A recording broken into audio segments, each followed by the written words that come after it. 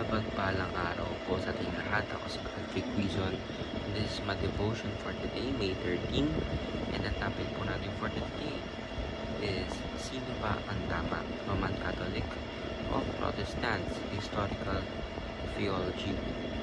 Ang ating scripture po for today is Ephesians chapter 4, verse 1 to 6. Babasahin ko po.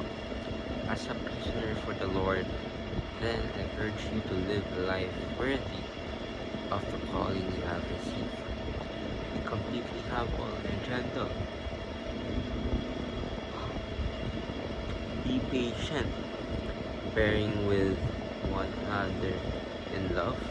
Make every effort to keep the unity of the Spirit through the bond of peace. There is one body and one Spirit, just as you were called to one hope when you were called.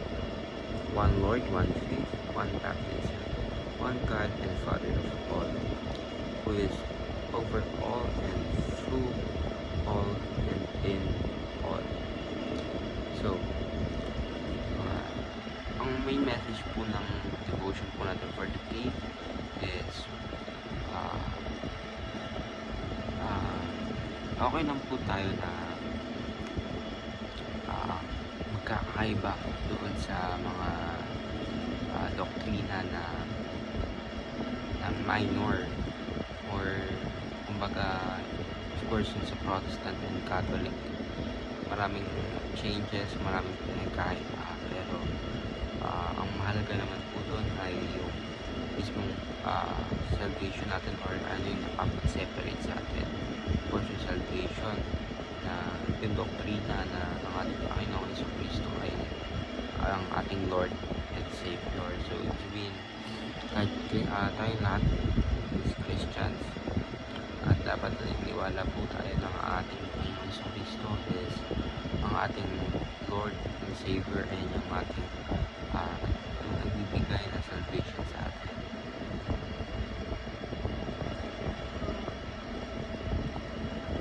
So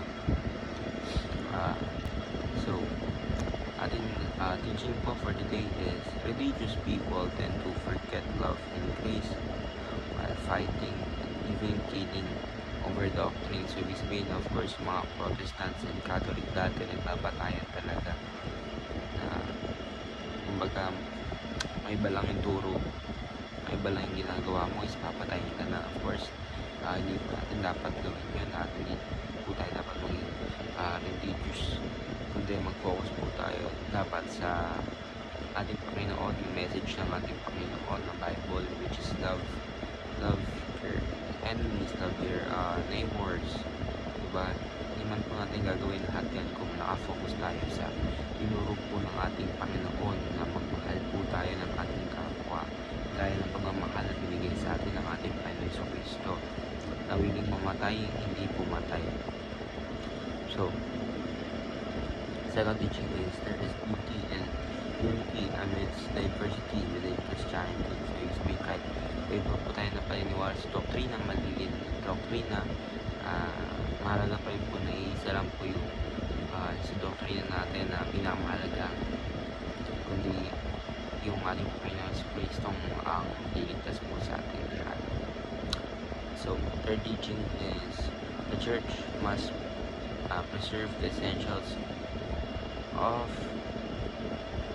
the faith throughout the ages. Sabihin po nyo, ang ating church is talagang dapat papalaganap po ng mga tamang doktrina and of course yung most essential or most important doctrine of all, dapat hindi siya nababali.